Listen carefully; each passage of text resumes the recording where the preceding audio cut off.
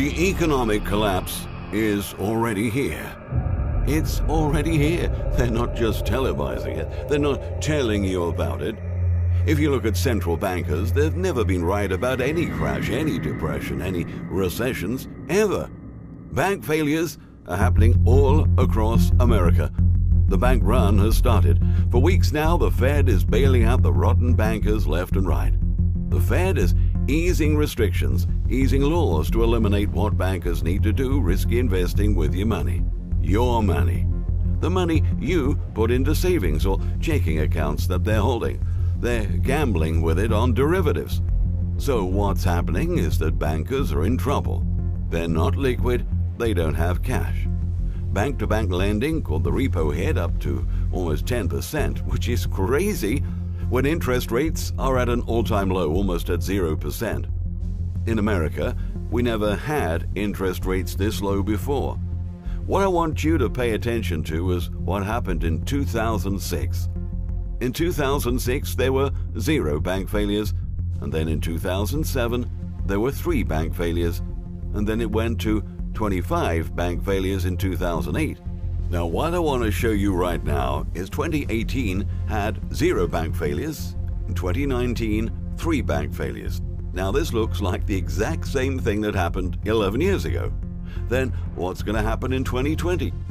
First, it was Wells Fargo, Bank of America, and now Capital One. They're all going down for many days. Is this a show? Is this a test run? This doesn't look natural to me.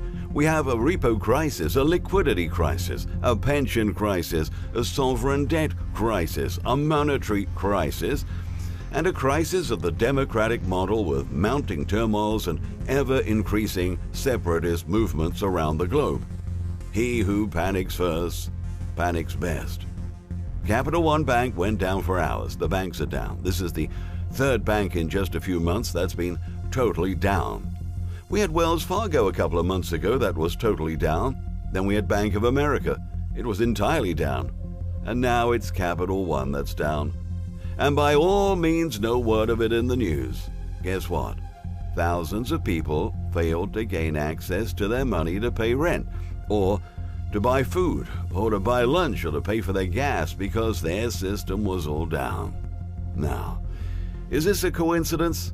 This is the 3rd freaking bank in less than a couple of months that's been totally down. Are they getting hacked? Is this occurring due to the repo market? Or because there's no liquidity?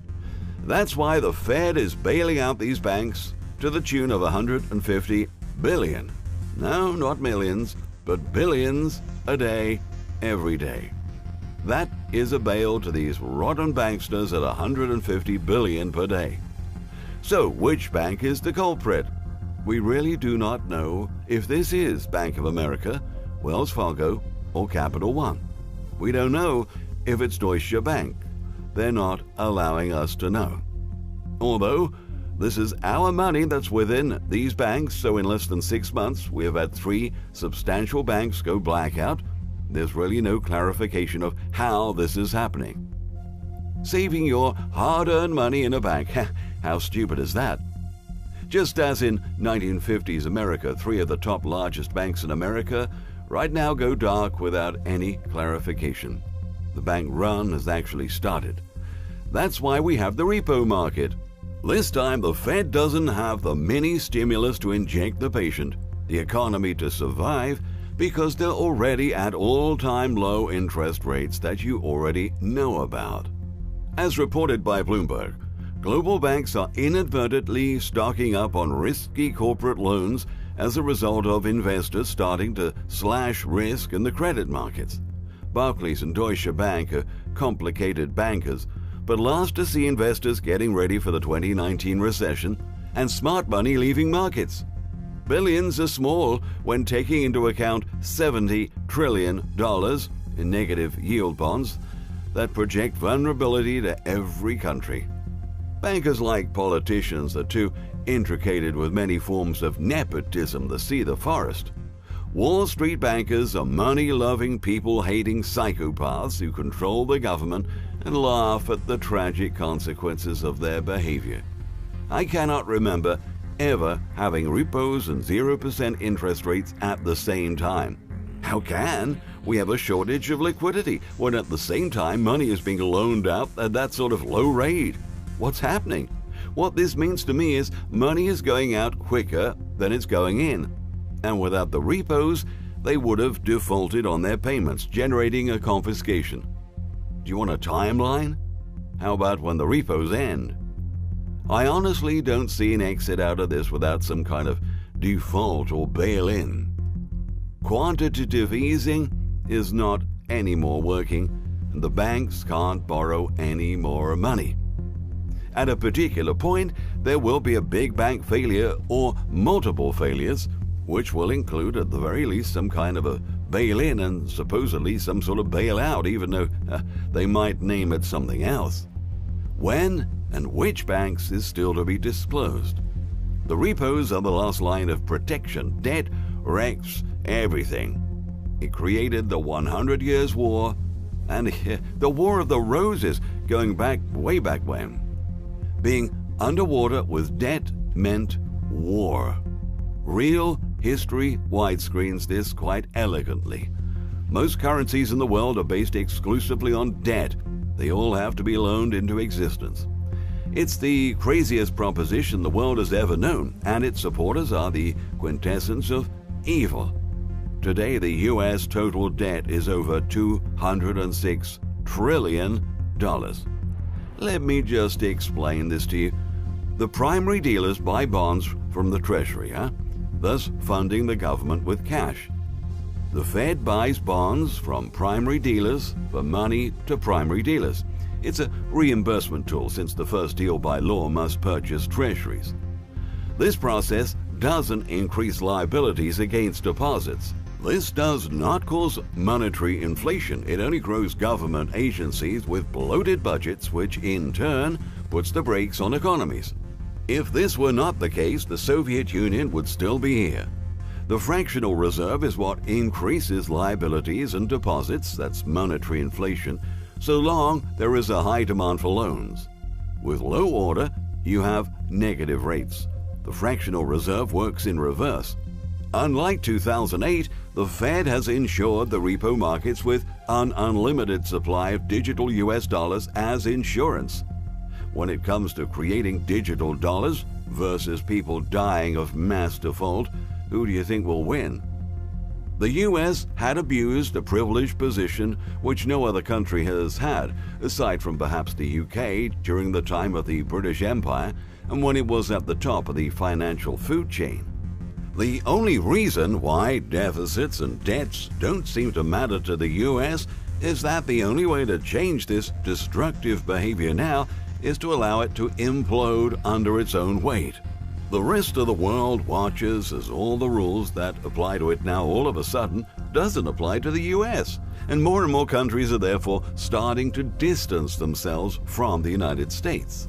The sound bites coming from US officials, including Trump, sound so arrogant and delusional that it's starting to anger everyone. Americans believe somehow that they are entitled to get a free ride from the rest of the world while claiming the rest of the world is taking advantage of the United States. It is, in fact, the height of arrogance, and this will at some point swing back and hurt the U.S. dramatically. The Fed is lending to the federal government by buying up its debt, hand over fist. Is new money created? Not really. Bank sells its treasuries to the Fed. The Fed credits the bank's account at the Fed. What really happened is the federal government borrowing via treasuries and other paper is off the market and sitting on the Fed's balance sheet. The market has been relieved of the burden of government borrowing. This smacks of MMT. The idea is hidden in the tactic, but it still seems to be in line with MMT. The more the government deficit spends, the more the money flows to the people. And there is approval of this tact by two groups. Those long in the stock market, those in government were doing the spending. Gone is the discussion of responsible debt ceiling management and concern over the deficit. This is not a coincidence. It seems to have been decided all at once and by agreement that these things no longer matter. Frightening. Why the name of the program or operation matters to so many only shows how we are in a phase of adamant denial. Finance and banking have come a long way from a century ago, and this industry will never admit that they are the problem. Today, the notion of money currency representing stored work and effort is completely gone, and the banker perspective that money currency is nothing but debt has taken over. Without perhaps knowing what they've done, they have eroded, or more aptly stated, destroyed the very core idea that makes up a healthy and vibrant economy. Companies of medium and large scale no longer seek to expand and innovate, but focus on how their stock price can be raised through all kinds of maneuvers like buybacks, alternative reporting, corporate bond recycling programs. The financial industry, with its games of illusions and fakery, has metastasized into the real economy, and today nobody knows the actual value of anything anymore. It's all a gigantic Ponzi scheme or game of musical chairs where all participants know they're only playing against the others, and the name of the game is just to stay alive longer than the other guy.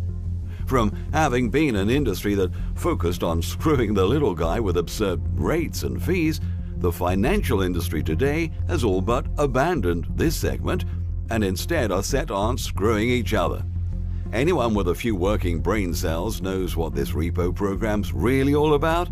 It's about keeping assets and collateral hidden from each other.